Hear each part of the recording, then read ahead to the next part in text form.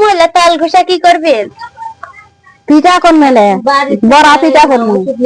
উটি করবেন? উটি করা পারবো না, উটি করা কাকু খিলাবা পারবো না। কোরা কোরা খাবিন পারেন না কেন? আমার কেন করা লাগে? আমার হাত কাটা গেছে বলে আমি ঘষা পারছি না। হাত কাটা না গেলেও করবে পারবেন না তুমি? না আমি করি না, তুমি খালি একাই করেন। একাই তো করছি, একা না করলে এমনি খাবা তাই। আজকে পিঠা করবেন? হাই কয়টা তাল দিছিলাম মটি? 6-7টা। ওতে তাড়াতাড়ি ঘষো, তারপরে তাড়াতাড়ি ঘষা পিঠা করো তাড়াতাড়ি। ঘুষা লাগবে না, ঘুষলে গান হবে, খালি খাওয়া চালে হবে না। আমার হাত কাটা তাই পারিছি না, না তো তোমার সাথে লাগলো না। ধীরে ধীরে কর্ম যখন পারো তখন হোক। খাবার মন গেলে কোরা কোরা খাও। তাড়াতাড়ি লেন ঘষো, তাল চাটা লে আছে রমো।